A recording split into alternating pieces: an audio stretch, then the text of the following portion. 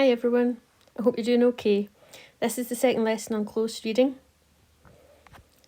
This one is on the summarised questions. The summarised questions are really similar to in your own words questions. Now just a wee reminder on what you were doing in the previous lesson, because it's absolutely what you'll be doing in this one.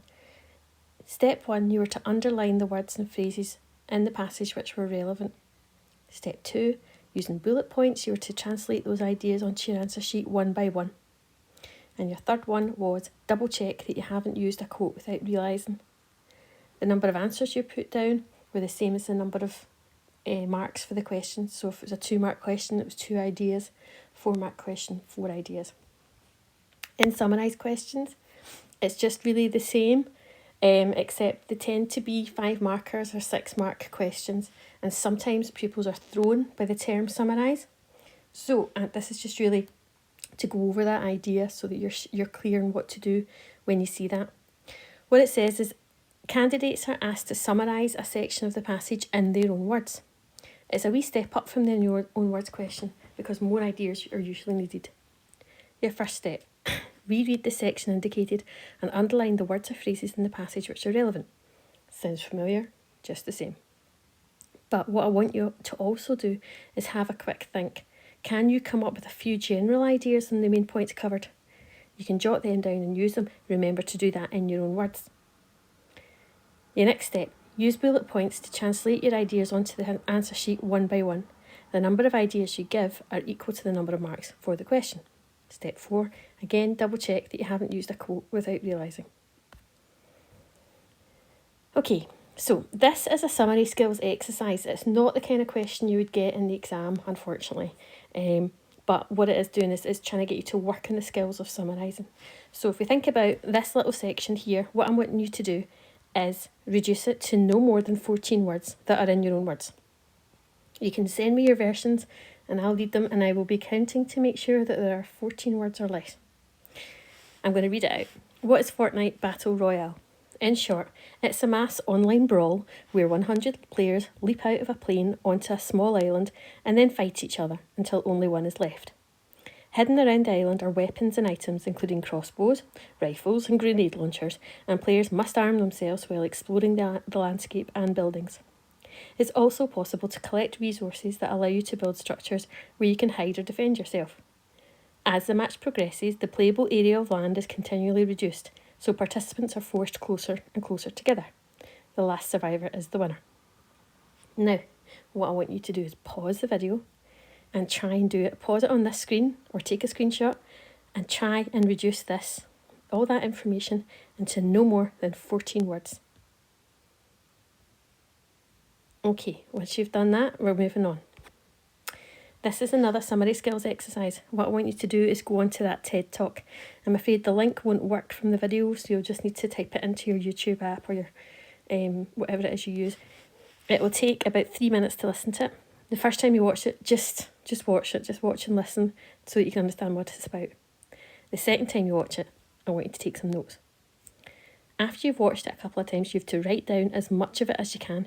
You don't have to write it word for word, but get down all the main ideas. Okay, so this is just a summary exercise. It's something you can do or not. It's up to you. Moving on to the next slide.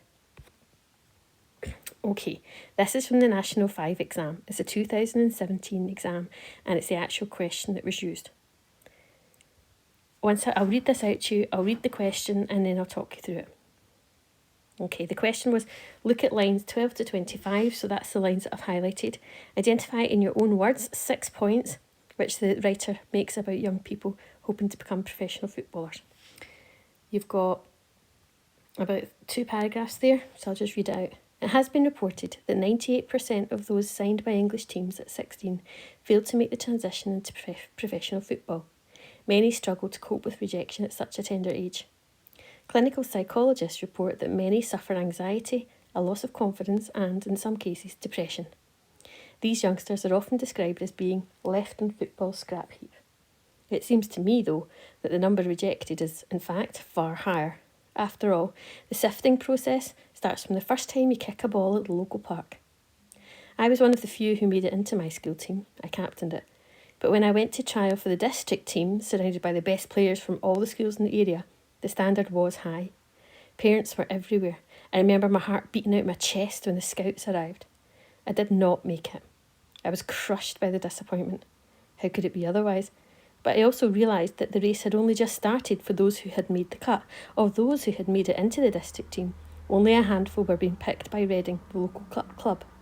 And of those who made it to Reading, only a fraction made it into professional football. Perhaps none made it all the way to the top flight. Okay, so looking at these lines, identify in your own words 6 points which the writer makes about young people hoping to become professional footballers. Now, this is a 6 marker, which is why I've categorised it as a summarised question. You're going to have to do a 6-word in your own words question using your skills and summary. Now, I'm going to do a wee screenshot of this and we'll edit it. So, edit, mark up, here we go. Okay, so let's pick out the bits that we think are relevant to the question. Now, keep in mind the whole time what the question is. You have to identify 6 points which the writer makes about young people hoping to become professional footballers. So you can look through it and pick out loads of different answers. So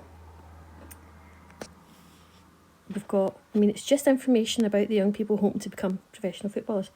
It has been reported that 98% of those signed by English team at 16 fail to make the transition into professional football. So you could underline that.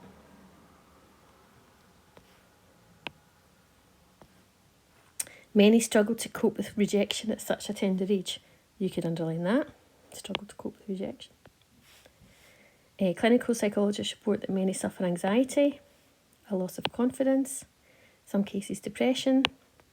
These youngsters are often described as being left on football's scrap heap.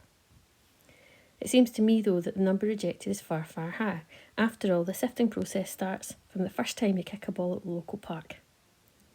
I was one of the few who made it into my school team, but when I tried for the district team, surrounded by the best players, the standard was high. You could comment on the standard being high. Parents were everywhere. I remember my heart beating out my chest when the scouts arrived. You could talk about how people were nervous, maybe.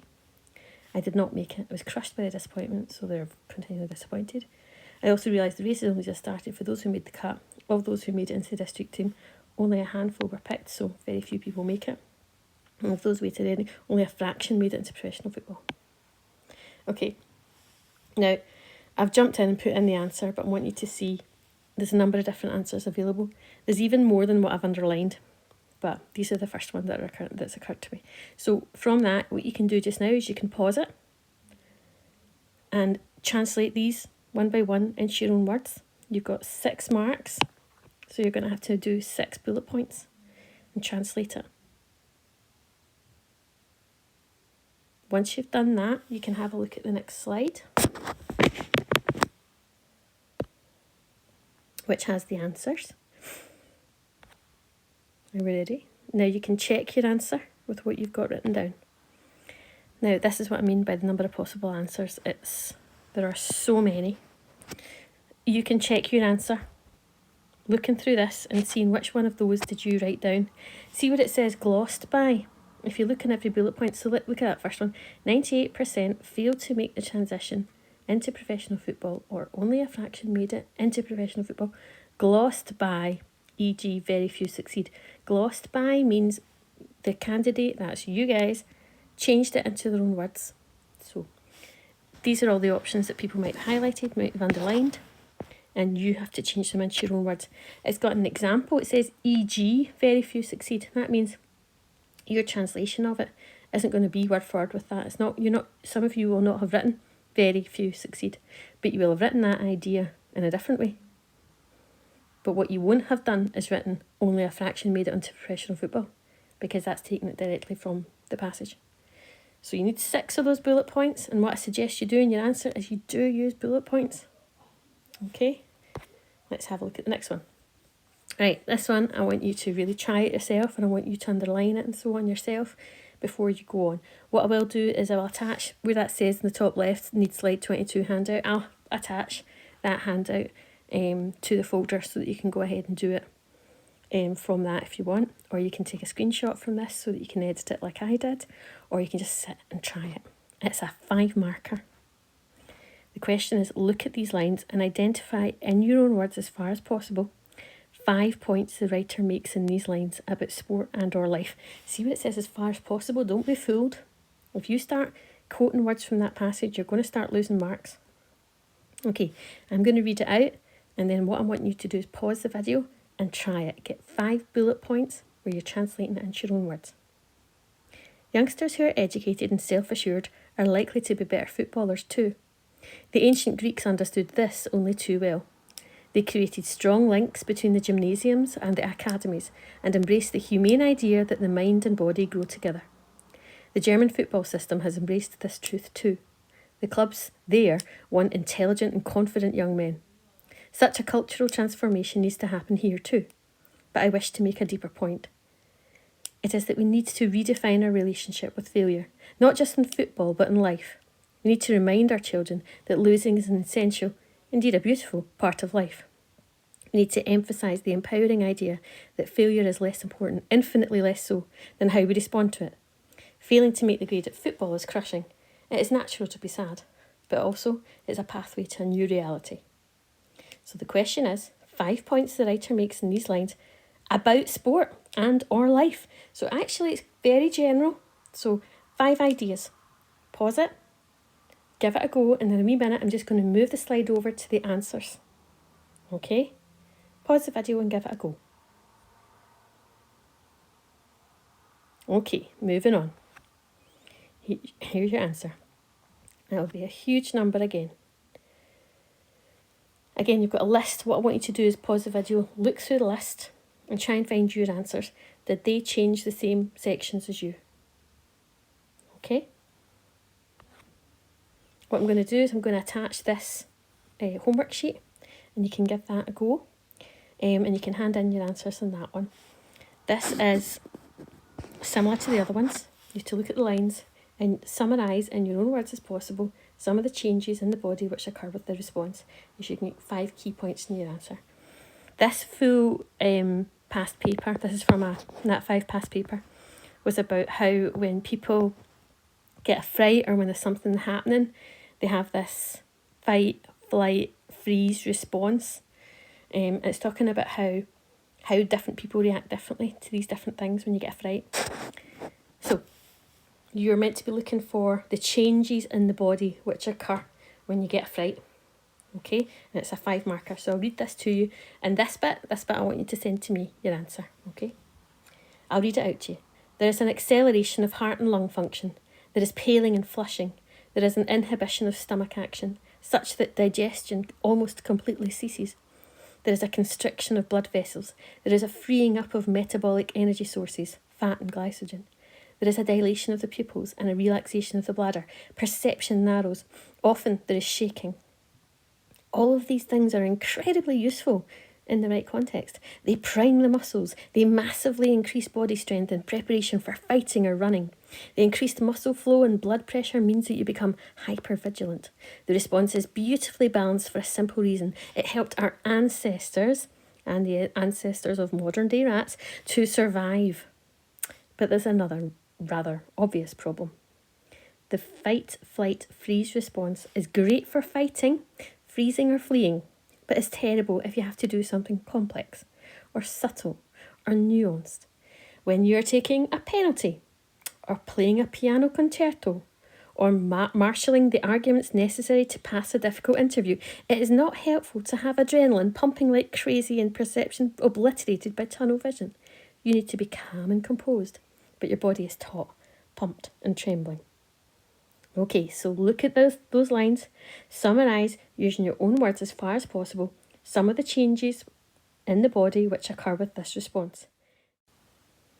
Okay, make sure you have 5 key points in your answer, 5 bullet points.